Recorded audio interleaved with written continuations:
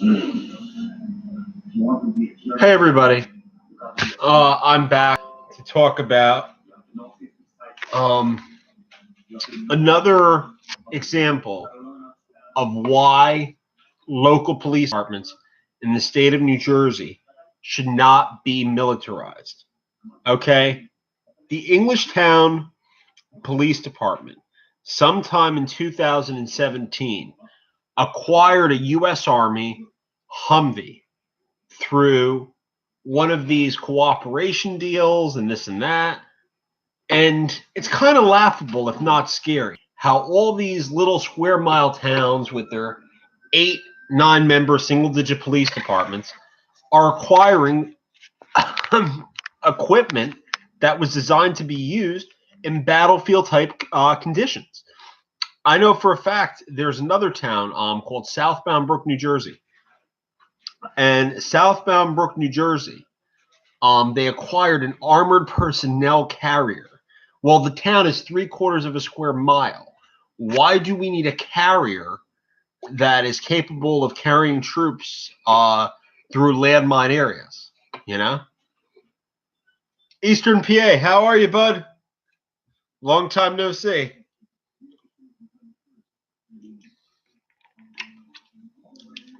How's your night going? So far, so good? I hope your night's going a lot better than Englishtown's night's going with all the crap I'm exposing on here. Now, if you go to Gunnison's video about Englishtown PD, we took a walk through their municipal police parking lot. We saw all of the police cars that were parked back there. We saw a truck that's probably used for barricades and utility work and whatnot. We saw the chief's supervisor's vehicle. We saw their patrol cars, the new Dodge. What we did not see was a U.S. Army Hummer, which raises some serious questions as to whether or not Englishtown is abiding by federal law when it comes to the acquisition of military property. Give me 1 second, guys. I'm going to go get the charger for the Lappy.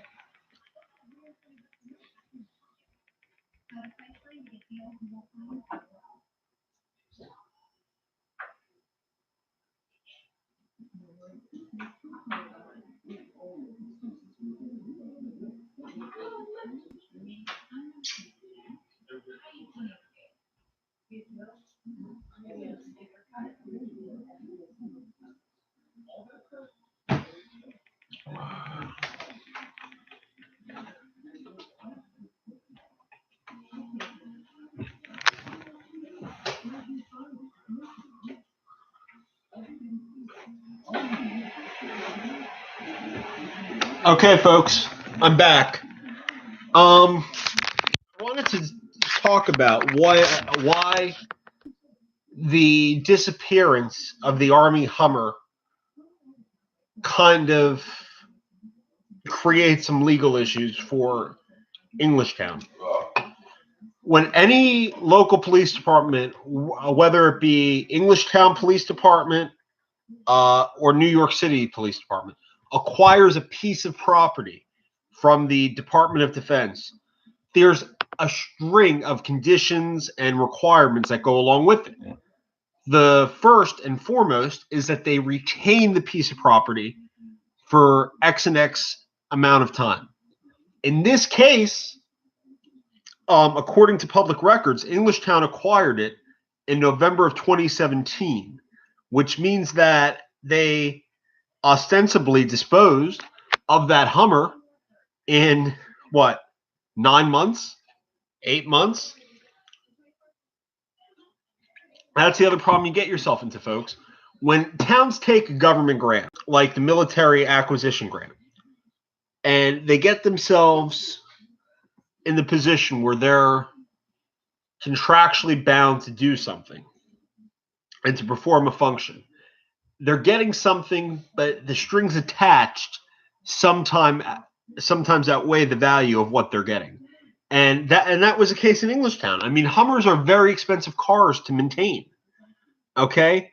You have to maintain them I mean, they get worse gas mileage than virtually every other production vehicle out there.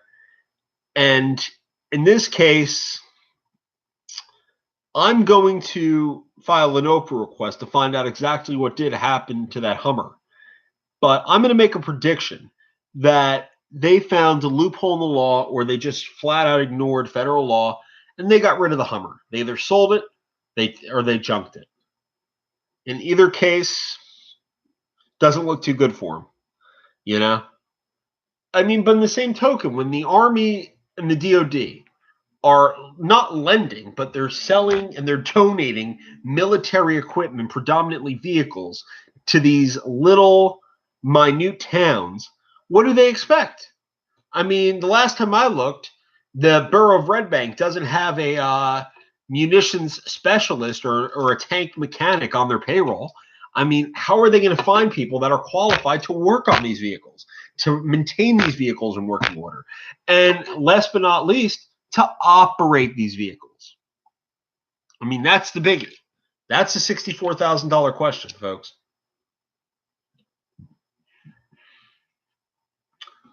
Exact Green Leader, thank you, thank you, thank you, and thank you. Humvee tires are $600 a piece. Okay, so right now, this overburdened, overtaxed municipality is willing to spend $2,400 of your hard-earned tax dollars, folks, to put tires on an off-road type vehicle that they didn't need in the first place, because there are no real off-road areas in Englishtown. Englishtown is a suburban area.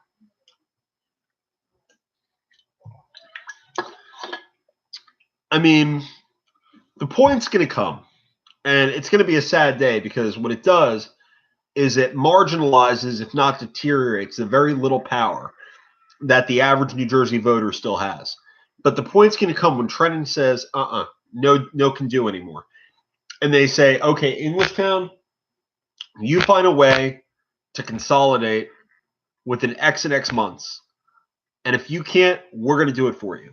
We're going to consolidate you with Manalapan or one of the other neighboring municipalities. You know? It's exactly what's going to happen. Because these little towns that are doing these sweetheart deals and are getting these military vehicles and arming themselves with these grandiose SWAT teams and special operation teams, they're a joke, folks. I mean, I'm not willing to go as far to the right and as conservative as Gunnison Undercovers and say, Englishtown doesn't need a police department, let's disband it, and Manalapan can provide all coverage with no questions asked. I'm not willing to go that far. But what I am willing to say is they undermine their legitimacy as a law enforcement agency when they do things like this, okay? I mean, not too long ago, there was another town. I forget where it was. And it wasn't a big town. It was a moderate-sized town, maybe Scotch Plains or Rawway, one of them, where the township decided, they voted to have their own emergency response SWAT team. Oh, well, that's fine and great. Yeah, we feel a lot safer now, but at what price? In that case, I think that they did the math, or they had an audit by the state comptroller's office, and it turns out that the SWAT team would have cost the town something like $600,000 to maintain, with training, with equipment, with overtime. And they didn't want to pay that price. You know, they couldn't pay it. So they started it only to discover that they couldn't pay it. Now, when we went to Englishtown, I had made a bet with Gunnison that the promotion of Chief Cookie Dough would result in other officers being promoted too. And sure enough, now the Englishtown Police Department consists of a chief, 2 sergeants, and 5 patrolmen. This is crazy. This is insanity at its finest. That this guy's ego and his wife's willingness to feed into his ego are so big and so grandiose that they're willing to let this guy steal from the taxpayers, or at least grossly mismanage taxpayers' money. Hiram Bifidum, with Scotch Plains Fanwood, it wasn't Fanwood per se. I know it wasn't Fanwood. But with Scotch Plains, they made an argument to the effect that they needed better active shooter capabilities. I know Rawley made the same one. Up to this day, Linden still has their own SWAT team, Linden Police Department. Which, a town like Linden, where you're not a Newark or a Camden, but you're almost there in terms of its sheer size and its sheer numbers, I can't argue all that much. A town like Englishtown or Southbound Brook, militarizing their police departments, I have a real problem with that. And here's what happens, folks. When a police department like Englishtown or Southbound Brook gets military equipment, it doesn't just end there. You're not getting the equipment in case there's a problem. The morale and the psychology and the mentality of your police officers are changing from policing citizens to operating in almost a war zone. And in a country where we hold the Bill of Rights as sacred as we hold it, we don't want law enforcement acting like they're operating in Fallujah. We just don't want it, And I mean, I know that Gunnison has touched upon these things many and many times about how we shouldn't recruit vets from combat zones to go into law enforcement. And I don't necessarily agree with that point of view. But what I do think is this: the psychological vetting for law enforcement officers in the state of New Jersey needs to get a lot better than what it is. Because in the last 6 or 7 months, I've read at least 9 or 10 articles of local municipal police officers getting in trouble for some pretty crazy shit. My assistant has delivered me a latest broadcast. Thanks, Ames.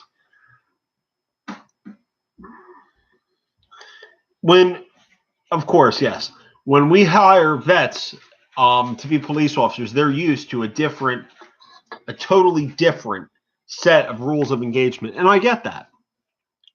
But does that mean that we completely boycott or we completely ban veterans of foreign wars from serving into law enforcement? No. That means that you increase the vetting process.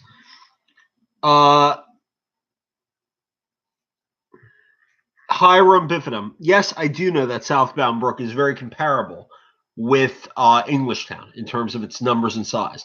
However, I don't think that they have 7. They used to have 7. I think they're up to like 10 now. Because what happened was sometime in the mid-2000s, like 2008, 2009, don't quote me, the state of New Jersey promulgated a rule which says that in order to maintain your own municipal police department, you need to have 2 members per shift. And that put roughly 90 to 120 towns out of business. So we have like 350 police departments statewide. Southbound Brook was one of the towns that they said, okay, New Jersey, well, we're going to up the number of officers that we have. And they upped to like 9 or 10.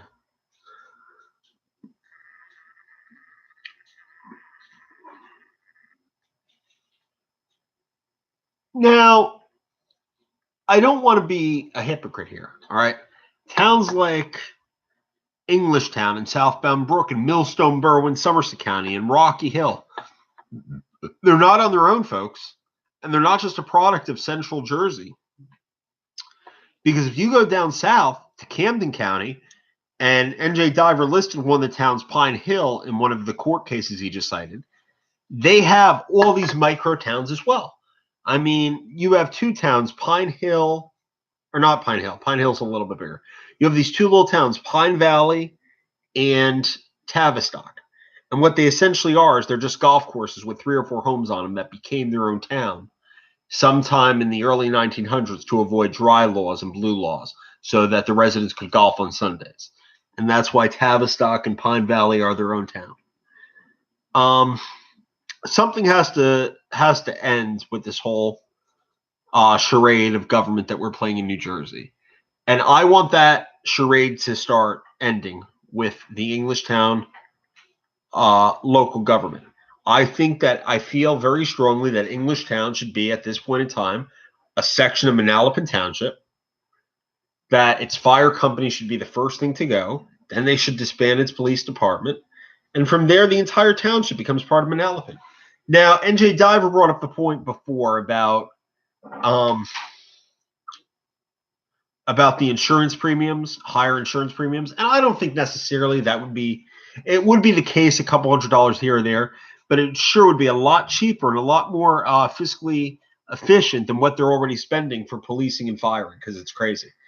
And when you're one of these little towns that needs to generate revenue, which Englishtown is, Englishtown's one of those little towns, what happens is this. You do things and your employees do things that they ordinarily wouldn't do so that they can stay afloat. Okay? Gunnison talked about it in his video when he witnessed the Englishtown, or he had people writing into his channel that have witnessed the Englishtown police chief ordering cars to be pulled over to the side of the road while he's in plain clothes, having basically checkpoints and all these other nefarious fundraising tactics. You know, I have a problem with that. I don't believe in revenue generating or revenue-based policing. I don't agree with that. But in the same token, what I do believe in is this, is that New Jersey's a state of small towns and small communities. And there comes a very fine line before you say, this town is no longer able to provide the bare basic government services that they're expected to provide at a price or a rate that we're comfortable with, and we're going to just dissolve them because of that. And Englishtown has met that threshold. Okay, I'm not going to argue and split hairs with my friends on YouTube, my fellow YouTubers, Gunnison or anybody else, that Englishtown PD hasn't done anything in terms of proactive policing. I mean, aside from generating revenue for BS motor vehicle violations, we personally witnessed half the Englishtown police force sit there in headquarters for the majority of Saturday. I mean, the chief was there, a sergeant was there, 2 patrolmen were there. For what? For what, folks? Okay? I mean, that's where I'm in the position where it has to. I know eventually Englishtown PD is going to follow the same fate that Helmetta did a couple of years ago, where Helmetta had to disband its police department. And it's very sad, but it's what happens. You know? If you're too small to maintain yourself, the state of New Jersey is not going to let you just exist out there to exist. I'm getting off in like 5 or 6 minutes. I really hope that if I accomplish nothing else, that me and Gunnison as a team and as individual YouTubers, we encourage public involvement or civic engagement. That's the term I'm looking for. Thank you very much. We encourage people to get out there, to go to these local meetings, to question the powers that be. All right? Because we've only just started. There are a lot of stones to be overturned in Monmouth County, folks. I mean, the Parks Department is the biggie that every time me and Gunny, we start to scrape layers off the Park Department, we only notice more and more little shadiness. And in recent months, we've delved deeper into the Freeholder Board and the issues that are perpetuating there, and we've talked peripherally about the Monmouth County Sheriff's Office and the Monmouth County Prosecutor's Office, which I personally think they're both patronage pits for retired police officers to find employment, but some people aren't comfortable with talking about that right now. NJ Diver, Deal, and their parking permits. Here's what's going to happen to Deal. All right. Deal got saved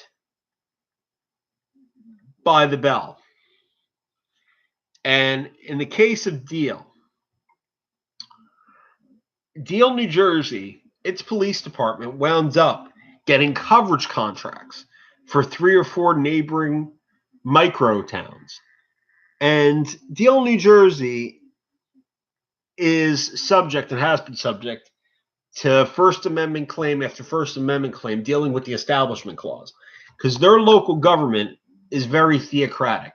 Okay, their local government is very enshrined in Sephardic Judaism.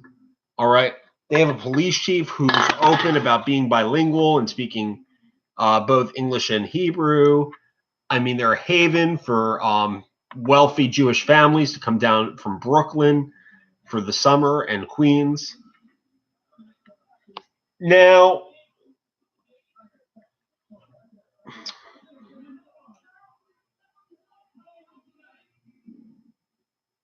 Deal, if you don't, I wanted to be careful. I want to make sure my facts are on the tee with this one. About a little time ago, whether it be a year and a half ago, there was a Deal police captain. And he was involved in a fatal car accident.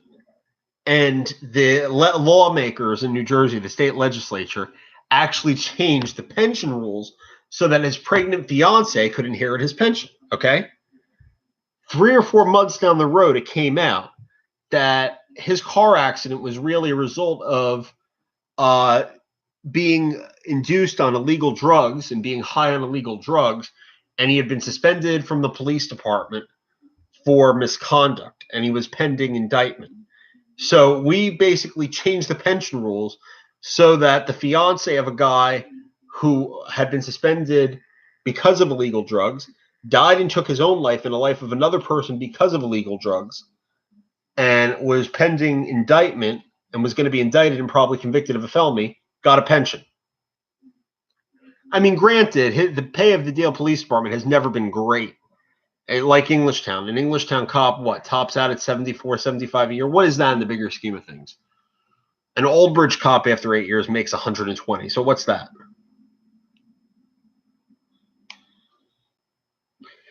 Now, NJ Diver, you make a very salient point. And this point about the resident-only parking kind of is akin to when Leonia and a couple Bergen County towns, Fort Lee, had the residents-only street restrictions and this and that. These little towns have to learn they are municipalities, not kingdoms. They're not sovereign states. So that means they don't have the right to abridge or to encroach on the First Amendment's right of travel. You know? That's exactly what it comes down to. If I choose to park my car in Deal Township or Deal Borough, I mean, they're going to write me a parking ticket, and I'm probably going to have to pay it, but the law is unconstitutional. Flat out. I mean, the Supreme Court has already said that the First Amendment protects the right of travel. The Privileges and Immunities Clause of the 14th Amendment protects the right of travel. They can't discriminate against out-of-town motorists. It's that simple.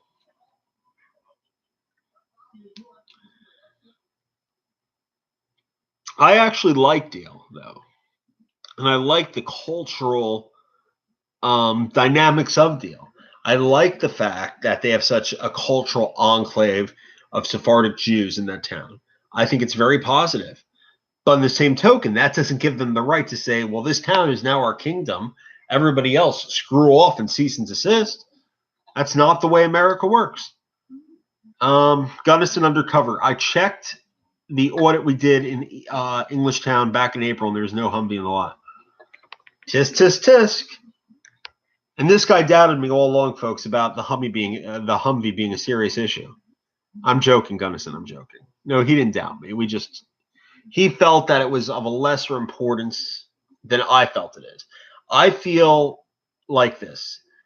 If Englishtown went to the trouble to procure government equipment, and now it turns out that they misallocated or misapplied the government equipment, then that's a whole nother mess of worms and a further testament to their inability at such a small size to maintain a municipal government. Wow, that was very well. That was very well put, I must say. Hiram Bifidum. I'm not a religious expert. All that I know about Deal, New Jersey is it is a cultural enclave of Sephardic Jews. It's a beautiful town with multi-million-dollar homes, most of which are used 3 or 4 months out of the year. I think it's like 3 or 4 square miles, and they have like 8 synagogues. It's a beautiful town. On Saturdays, the majority of the Orthodox sects of Judaism can't operate machinery, so that you see them walking the streets on Saturday back and forth to worship. It's nice. It's a very, very nice place to visit. Deal. Much nicer than Long Branch. Long Branch is an urban war zone anymore.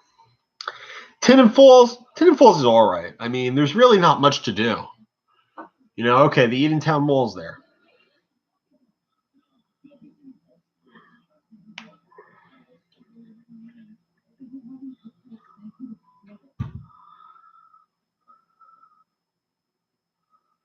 Ooh, NJ Diver. This is the same funny business in deal that's going on in Englishtown. Same type of shit. There is an ethics complaint in Trenton over Deal getting beach equipment from a nonprofit that 2 of their commissioners are officers of. It's the same type of stuff, quid pro quo. I mean, you know, I guarantee you right now that the Englishtown Fire District is being used as a siphon to hide the amount of tax dollars that are being spent and allocated. I guarantee you. I mean, if you look at their budget, the fire district paid the municipality $18,000. I want to know for what, especially because at least one of their members, arguably 2, depending on how you want to characterize it, are municipal employees. NJ Diver, the entire New Jersey ethics system is screwed. The entire thing used to be very well managed, very well streamlined. If you were a complainant, which I was in several times, you got a statutory notification as to the progression of your case, but it's went downhill. And that goes without saying, folks. You file an ethics complaint against somebody, all right, what's the most they can get? A $500 fine? Okay. If you have one of these government employees that are making $120, $120,000, do you really think they give a rat's ass about a $500 fine? I mean, especially when the board doesn't have the authority to subpoena, the board doesn't have the authority to enjoin them, the board doesn't have the power to remove them. Okay, without those 3 things, the ethics system is a joke.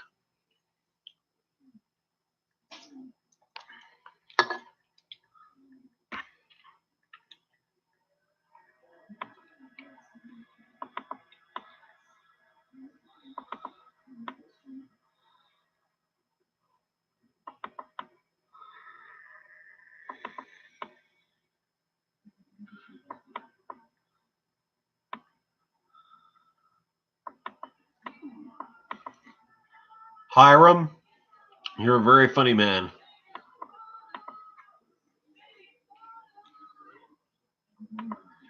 I'm going to go in 2 minutes, but I want to say this, all right? Each one of you has the power to do what me and Gunnison are doing, to shine light on very dark places where we're not welcomed. And enough's enough, folks. In all these little towns where corruption's running rampant, it's time to do something. And I pray to God that between now and New Year, Gunnison Undercover and myself attend an Englishtown Fire Commissioners meeting. And we won't drive. I'm not that stupid. We park the car somewhere in Manalapan or somewhere in a neighboring municipality, and we would Uber it, because that's really our only choice, our only option, and our only chance to get out there alive. You know, I mean, I don't want to run the risk that we're going to be framed for a crime. NJ Diver, I bet you've encountered a lot of resistance filming their meetings. I bet that they've, something, Hiram? Who knows? All that I know is that when you bite the hand that feeds you, the spoon comes back flinging in your face. And in this case, with Englishtown and seeing a lot of the complaints from former municipal affiliates, municipal employees, and this and that, I have no doubt in my mind that we're not going to be welcomed. And if we are welcomed, they'll welcome us to attend one of the meetings where they've already prepared everything in advance, and it's just like a no-show type meeting. I mean, the facts don't lie. All right? The facts don't lie that they've acquired this property. The facts don't lie that their insurance premiums are through the roof of almost $100K for just the volunteer firefighters. This is craziness. And this Hummer is just the icing on the cake. I'm going to get going for the night, guys. But like I said, I'm looking. If Eastern PA wants to come with me out to Englishtown to go see a fire commissioners meeting, maybe I can ask Chief Cookie Dough on the record about some of his nefarious activities. I mean, he can't run away from us there, folks. I mean, he's the chairman of the fire commissioners. He can't take a step back and just run the other way. We definitely do have a full-time job researching this stuff, but I'm just scared that we're not going to get anywhere quick. I'm scared that all of our work is for naught, me and Gunnison, because with the park system, we were almost onto something. All right. When we started exposing this kind of crap with the Monmouth County Park System, and then we showed up to the county fair, they were on their best behavior. But you know what? And I don't want to be called a conspiracy theorist. They saw it coming. They knew that we were going to show back up. Okay. Everybody was probably circulated a memo. Every county department circulated a memo instructing their employees on how to act. I mean, and at this point, I'll take it. I'll take it. As long as the way that they're acting with us is the way that they're acting when the camera's not on them, I will take it. Englishtown is just the start. I mean, if me and Gunnison, if we can obtain the feather in our cap with Eastern PA, and that feather in our cap is we're the sole reason why Englishtown no longer exists anymore, but in name only, and it's part of Manalapan Township, then we've done good. Then we're true patriots and we're true credit to the system. But us coming on here and just making videos without any kind of legal or civic action being taken, I worry that while it's gonna cause gossip in town, in the long run, it's not going to be anything but steam. Well, guys, for the night, good night, guys. Be safe and have a happy Tuesday.